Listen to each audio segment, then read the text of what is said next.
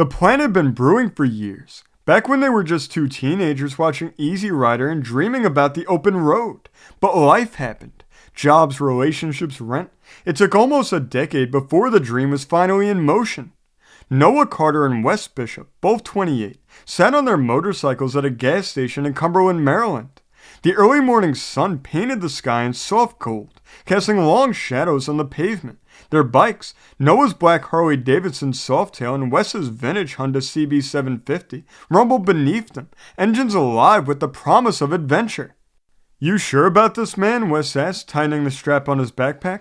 "Too late to turn back now," Noah grinned, slipping on his sunglasses. "We've got 2 weeks, a handful of destinations, and a couple thousand miles ahead of us. Let's make it count." With a roar of throttles, they pulled onto I-68, heading west. The road stretched ahead like a story waiting to be told. The first few days were a blur of highway miles, small-town diners, and gas station conversations with curious strangers. They took the Blue Ridge Parkway through Virginia, wanding through the mountains with the kind of freedom they had only imagined. By the time they reached the Great Smoky Mountains in Tennessee, the sun had dipped below the horizon, and a chill settled in the air. They had planned to camp, but an incoming storm had other ideas. Instead, they found themselves at Grady's Motor Lodge, a roadside motel with a neon sign flickering like it had seen better days. "This place looks like it might have ghosts," Wes joked as he pulled off his helmet. Noah smirked. "As long as the ghosts don't charge extra, I don't care." Inside, the motel clerk, a wiry old man with a thick southern drawl, checked them in. "Y'all ain't from around here, huh?" "Maryland," Wes said. The clerk nodded. "You boys riding all the way to Oregon?" Noah nodded. "That's the plan." "Well," the clerk said, handing them the key, "you best watch out for the White Phantom."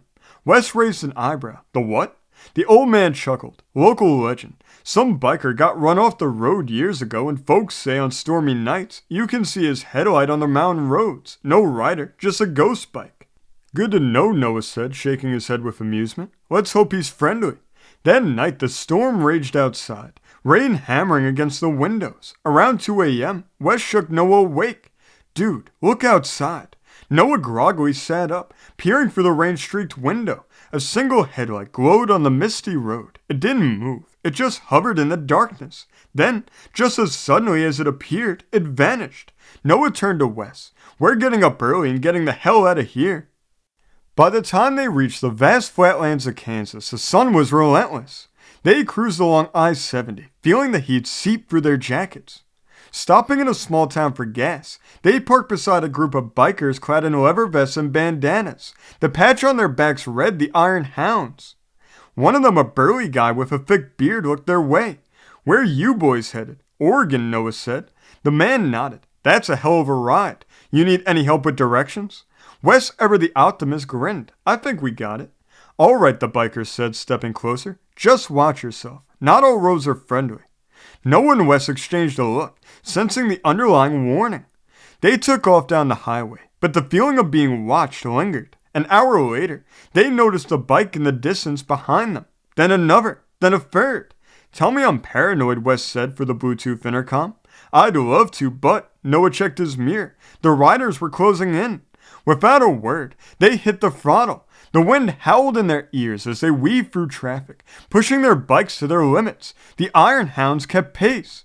Then, out of nowhere, a semi-truck pulled onto the highway, blocking part of the road. Noah and Wes barely squeezed through, but the bikers behind them weren't as lucky. Tires screeched, curses filled the air, and one of the bikes skidded onto the shoulder. Wes let out a breath. "I think we just lost our fan club." Noah shook his head. "Let's not stop to check." They rode hard until the Kansas plains turned into the Colorado Rockies. Once in Colorado, they altered their route, deciding on a detour south through Utah and Arizona to see the Grand Canyon. As they reached the canyon's edge at sunset, the vastness of it all hit them. "No matter how much you see in pictures, nothing prepares you for this," Wes said. Noah nodded, taking off his helmet. "Makes everything else feel small, doesn't it?" For a while, they just sat there, two best friends on their motorcycles, watching the sun dip below the horizon. A park ranger, an older woman with silver hair, walked up. "You boys riding cross-country?" "Oregon bound," Noah said. She smiled. "Then you'll want to take Route 50 through Nevada. It's called the loneliest road in America. It's beautiful, but don't break down. You might not see another car for hours."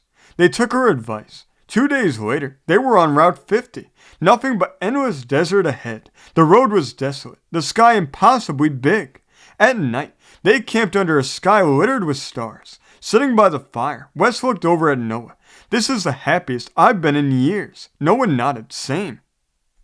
Crossing into Oregon felt surreal. The forest thickened, the air cooled, and the Pacific felt close. Their final stop was Cannon Beach, where the iconic Haystack Rock stood like a sentinel against the waves. They parked their bikes and walked onto the sand.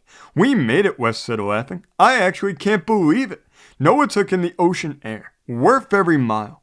They sat on the shore, watching the waves roll in. "So," Wes said, "what's next?" Noah smiled. "Let's just sit here for a while and figure it out." The road had changed them, made them see the world differently. Maybe there were more trips to take, more stories to chase. But for now, this moment was enough. The motorcycle sat behind them, quiet for the first time in weeks. Thanks for joining us on the open road, where anything can happen and there's always another adventure right around the corner. Remember to like and subscribe, and we'll see you next time on the open road.